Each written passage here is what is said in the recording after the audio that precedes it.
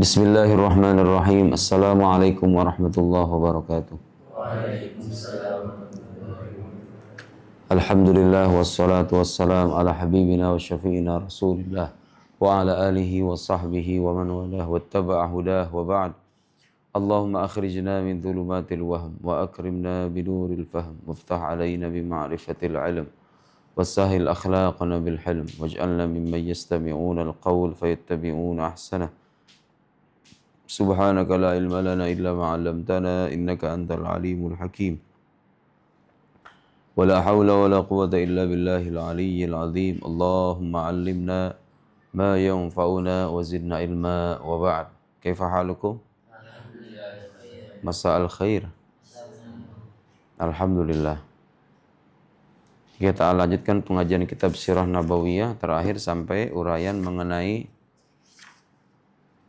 mengenai kedatangan orang-orang Quraisy untuk ketiga kalinya kepada paman Nabi sallallahu alaihi wasallam agar dia membujuk Nabi menghentikan dakwah Islam, tapi berhasil atau gagal? Gagal karena Nabi punya keteguhan pendirian, kekuatan mental dan ketegasan dalam berprinsip. Apa keteladanan yang bisa kita dapat dari sikap Nabi itu bagi para dai, bagi para ustadz, bagi para kiai, bagi para penceramah agama, bagi siapapun? Apa bagi para ustazah? Bagi siapapun yang memperdakwahkan agama Islam. Apa pelajaran berharganya? Bahwa jangan sampai kita menjual agama kita demi kepentingan duniawi. Jangan sampai kamu kemudian terdiam, bisa mencegah suatu kemungkaran, mulut kamu disumbat. Ustadz jangan ngomong apa-apa ya, jangan komentar. Cukup Ustadz tahu, tapi jangan komentar apa-apa. Tahu ada kejoliman gede-gedean, disumbat mulut kamu sama duit 1 miliar. Terima jangan? Sekarang ngomong jangan. Terima jangan? 1 miliar loh, 1 miliar. Alphard kebeli itu mobil idaman kamu. Cuma disuruh jangan ngomong, padahal kamu bisa. Dan kalau kamu ngomong, orang akan sadar. Jadi mulut disumbat supaya menghentikan, supaya tidak ikut campur dalam memberantas kezaliman atau menyampaikan kebenaran. Gak usah jadi ustadz lagi ya. 1 miliar dikasih rumah sama istri kedua. Masya Allah. Istri kedua, rumah, kendaraan, duit 1 miliar. Jangan jadi ustadz lagi. Jangan.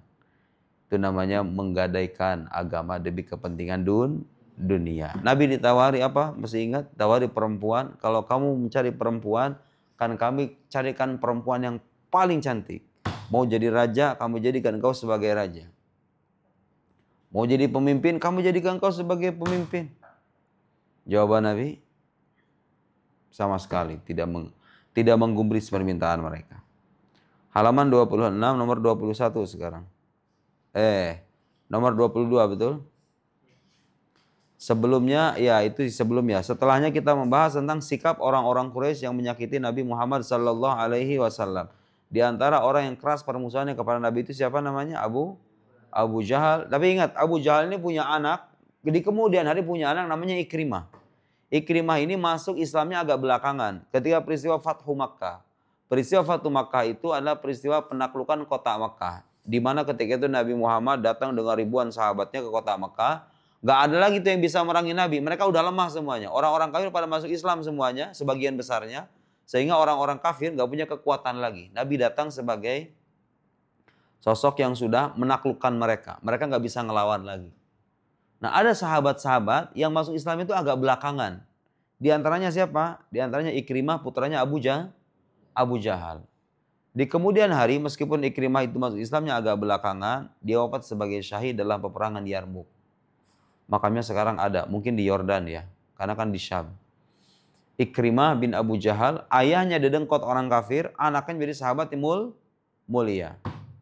Jadi masuk Islam dan beliau menjadi salah satu pejuang dakwah Islam di kemudian hari wafat sebagai syahid. Namanya Ikrimah bin Abu Jahal. Dan itu pelajaran penting.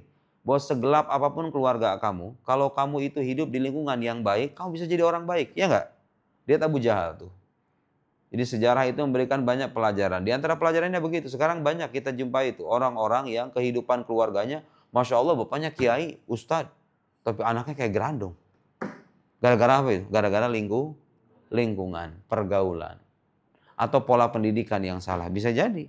Jadi nggak menjamin kamu kalau misalnya ada orang dari kalangan terhormat, kemudian dia jadi orang akhlaknya baik. Ada jaminan nggak?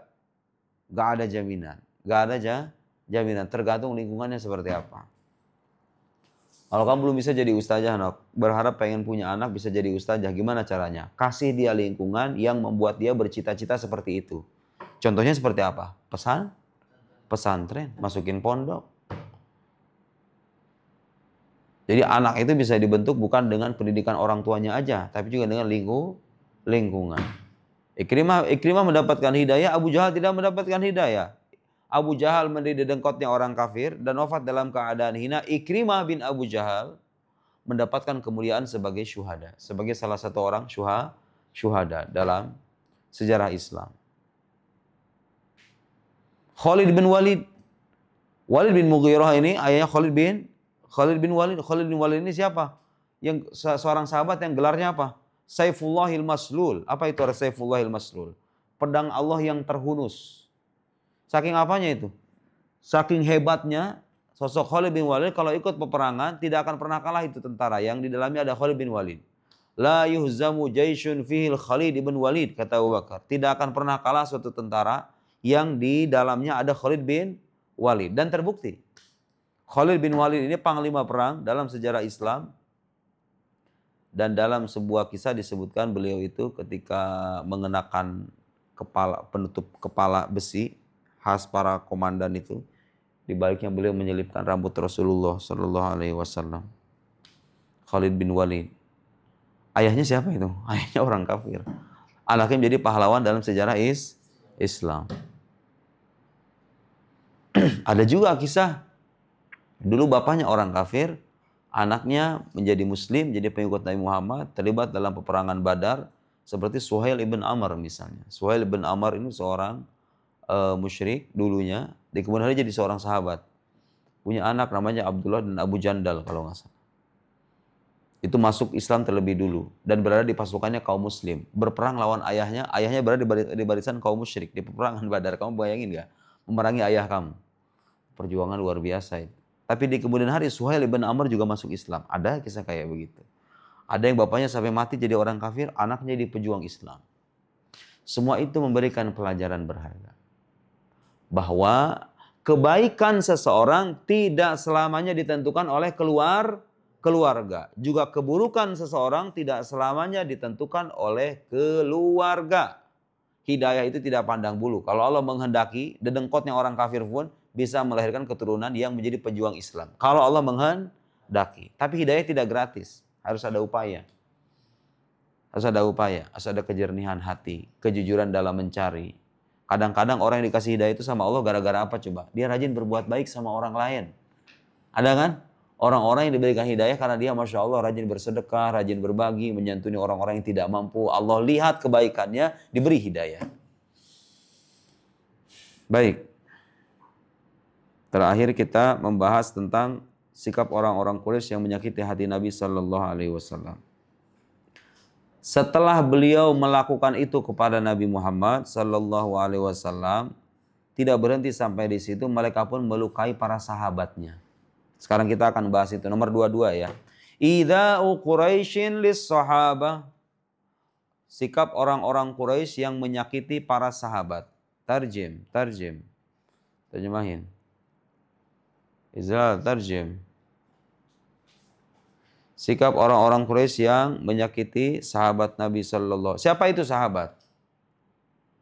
Setiap orang yang berjumpa dengan Nabi, pernah melihat, berjumpa dengan Nabi, satu masa dengan Nabi, pernah melihat beliau, dan beriman kepadanya, serta wafat dalam keadaan sebagai muslim. Itu namanya sahabat.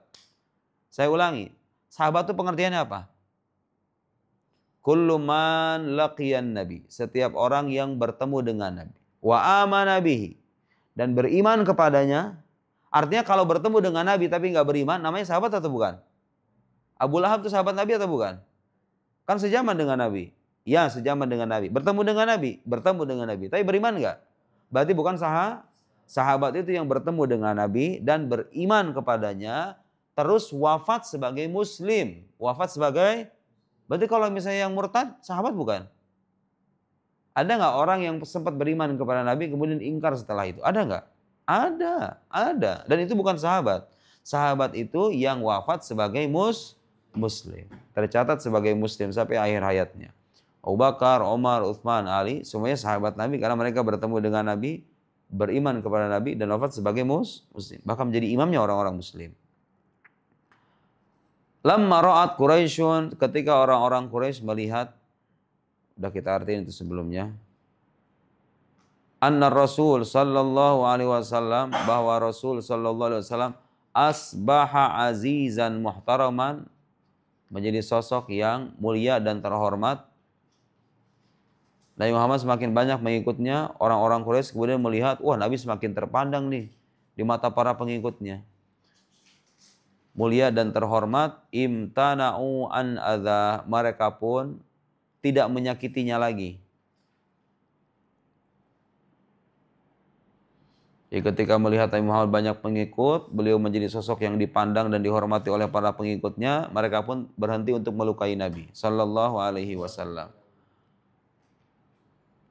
Nabi enggak mereka lukai lagi, tapi siapa selanjutnya yang mereka lukai, yang mereka siksa? Para sahabatnya.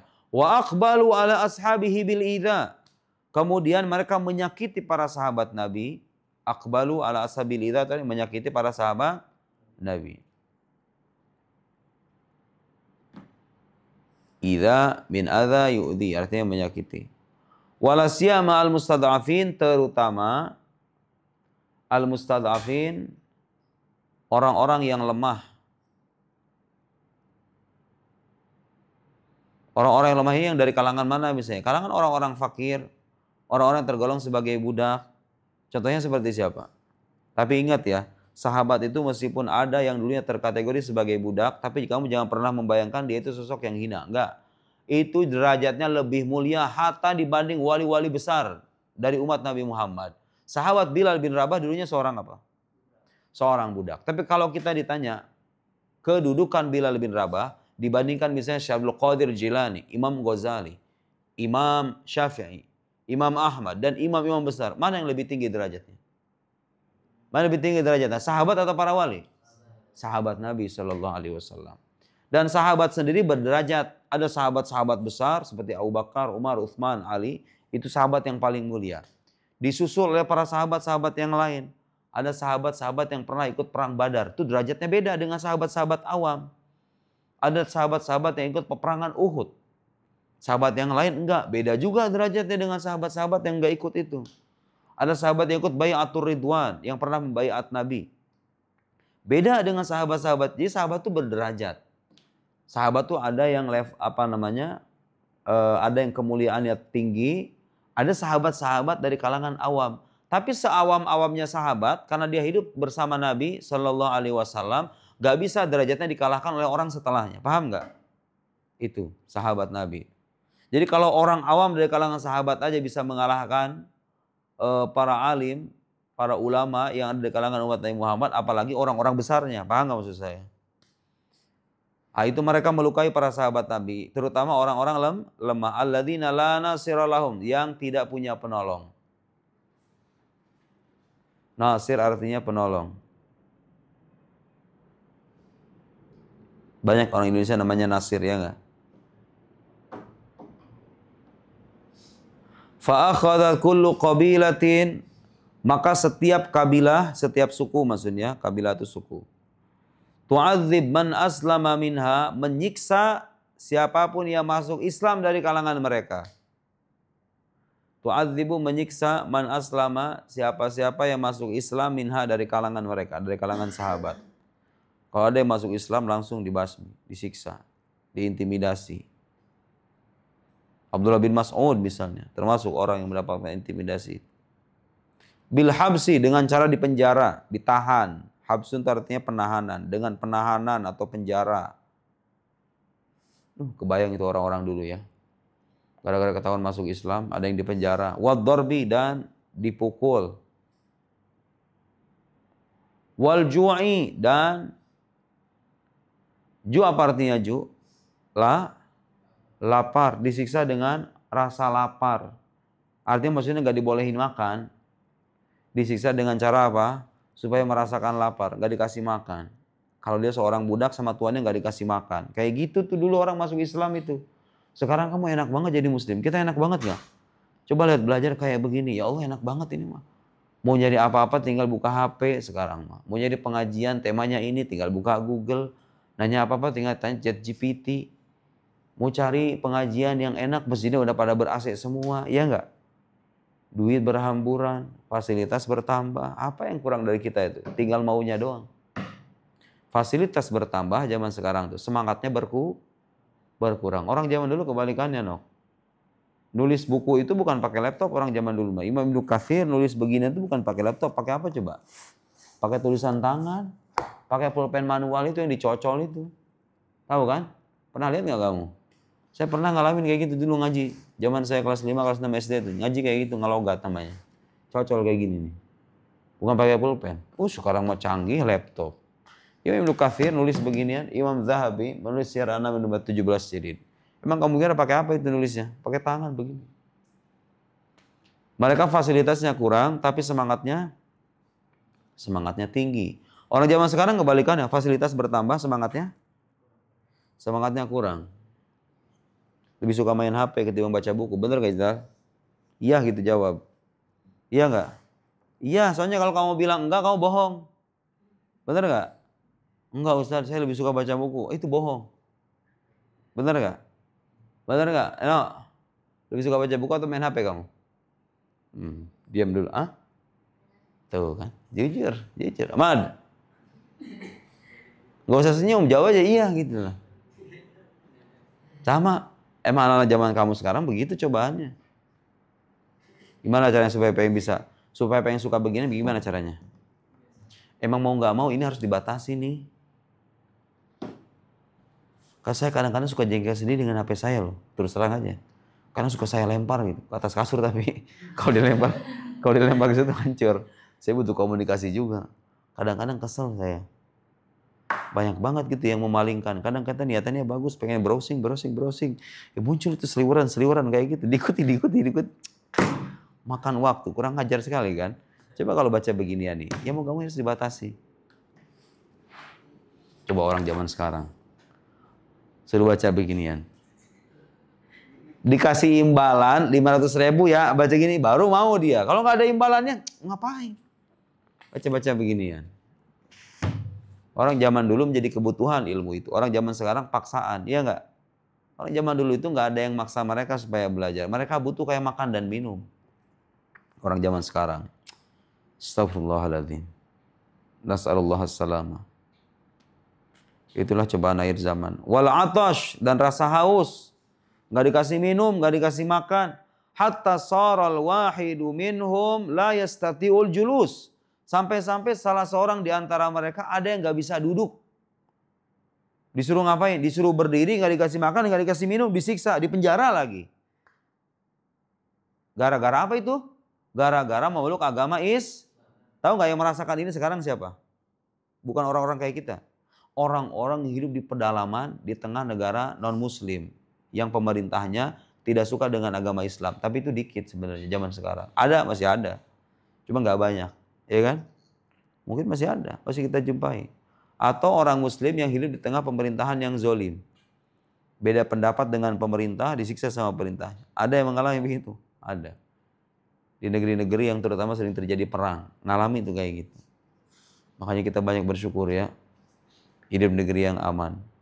Gak ada perang. Gak ada perang antar agama. Selama saya hidup, dari mulai saya lahir sampai sekarang, alhamdulillah negara Indonesia itu bebas dari yang begituan. Alhamdulillah. Kita gak ngalamin.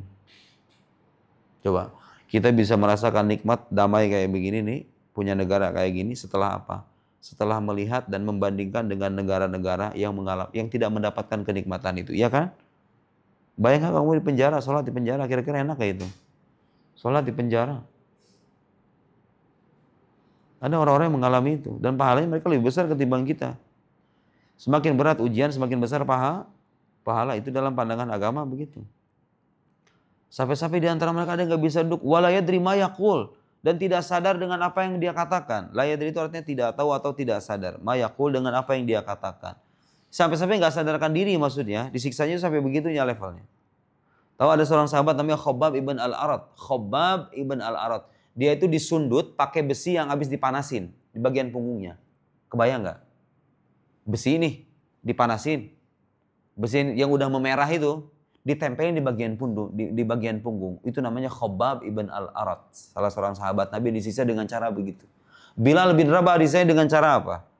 Taruh tengah padang pasir yang terik, kemudian ditimpahi batu yang sedemikian besar di atas dadanya. Dan tidak berucap-ucap kecuali ahadun ahad, ahadun ahad, ahadun ahad. Menyebut nama Allah Subhanahu wa ta'ala. Kemudian dimerdekakan oleh siapa? Sayyidina Bilal bin Rabah, oleh Abu Bakar As-Siddiq. Siapa lagi? Ammar bin Yasir yang pernah saya ceritakan. Ammar bin Yasir termasuk orang yang lemah. Dengan keluarganya Yasir, dengan ibundanya namanya siapa? Sumayyah. Itulah perjuangan orang-orang dulu. Jadi Islam itu sampai ke kita sekarang dengan perjuangan para sahabat Nabi Shallallahu Alaihi Wasallam yang memperjuangkan nyawa mereka, darah, cucuran keringat, harta, keluarga ditinggalkan. Orang hijrah ke Madinah kamu kira gampang? Kita bayangin sekarang, misalnya ada penjajah, nauzubillah ya. Ada orang penjajah dan memerangi agama kita, terus kita berperang. Terus kemudian demi menyelamatkan diri, kita diharuskan hijrah. Jangan jauh-jauh deh misalnya ke Malaysia. Kamu meninggalkan rumah kamu, benda-benda kamu, harta kamu di Indonesia. Gak bisa pegang ATM, gak bisa ngapa-ngapain lah. Kamu disuruh hijrah ke Malaysia misalnya. Karena ada yang menyerang kita. Di Indonesia kita gak bisa hidup lagi. Kira-kira berat gak itu? Meninggalkan keluarga, meninggalkan harta, meninggalkan rumah. Atau kamu gak meninggalkan keluarga, kamu sama keluarga kamu, tapi meninggalkan rumah. Berat gak itu? Bukan berat lagi itu. Islam itu sampai ke kita sekarang dengan pemeluknya jumlahnya miliaran itu berkat perjuangan siapa? Nabi dan para sahabat.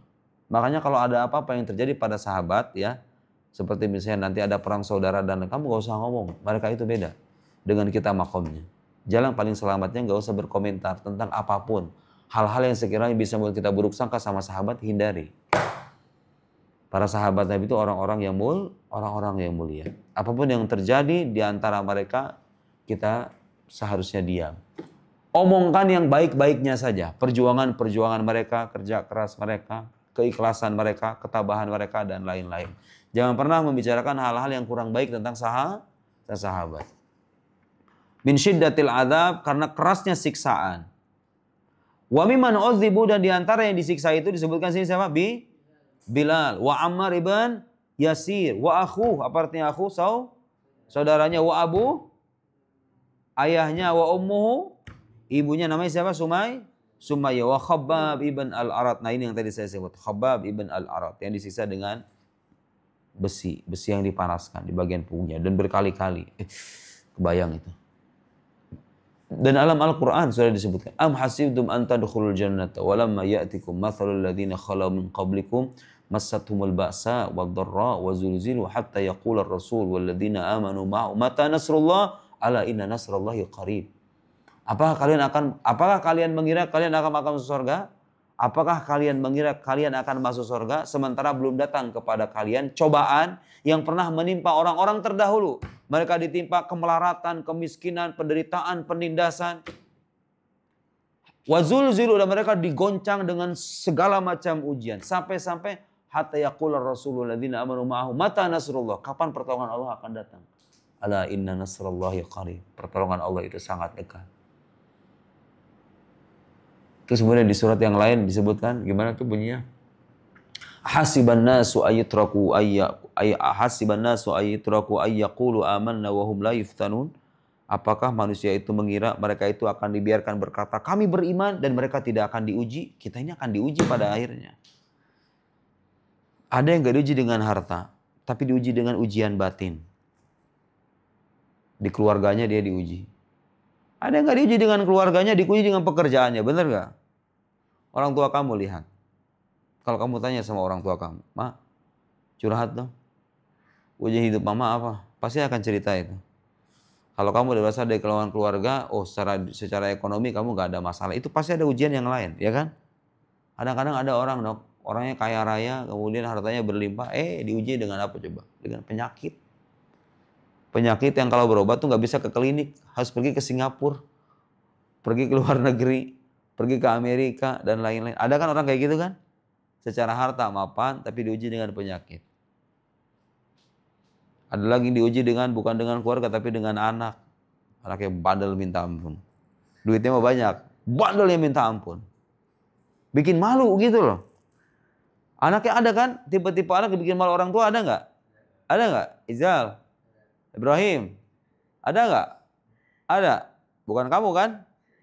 Bukan kamu. Alba, ada nggak? Ada. Kamu bukan? Jangan ya, orang tua sakit hati itu kalau bikin kamu malu, kalau bikin dia malu. Jangan banyak ngelanggar, makanya kalau di sekolah. Nanti kamu ngerasa tuh kalau kamu punya anak, ngalami hal yang sama, dipanggil sama sekolah. Pak Ibrahim, dengan wali santrinya, siapa nama anak kamu misalnya? Nah, wali santri yang soleh, Pak Ibrahim, ini soleh Pak, mukulin tiga anak santri, saya babak belur semuanya. Datanglah si Ibrahim ke sekolahan. Mohon maaf ya Pak, atas kelakuan anak saya. Itu malunya bener-bener itu malu tutup kayak gini. Kalau saya ada tirai bisa ditutup dengan tirai. Jangan ya. Cara terbaik membahagiakan orang tua itu adalah menjadi dan menampilkan sikap dan akhlak yang baik. Waktu sebelum mondok kamu dikenal misalnya orang tua kamu subuhnya bablas, subuhnya nggak pernah subuh, jam 9 mulu bangunnya. Selesai mondok pulang ke rumah, Masya Allah, Allahu Akbar, gelar sejadah langsung. Mak, sholat yuk. Seneng gak orang tua? Allah, ngelus dada itu. Alhamdulillahirrabbilalamin. Gak usah kamu jadi kiai. Jadi orang baik, taat beragama, orang tua itu udah bahagia. Bisa ngaji apalagi? Udah. Apalagi bisa ceramah jadi ustad. Allah, sudah. Wallahu a'lamu bis-shawab. Allahumma salli afdhala salatin ala as'adi makhluqatika sayyidina Muhammad wa ala alihi wa sallim adada ma'lumatika wa midada kalimatika kullama dzakaraka dzakiruna wa ghafala dzikrikal ghafilun. Subhanakallahumma bihamdika asyhadu an la ilaha illa anta nastaghfiruka wa natubu ilaik. Sallallahu ala sayyidina Muhammad wa ala alihi washabihi wasallam. Assalamualaikum warahmatullahi wabarakatuh.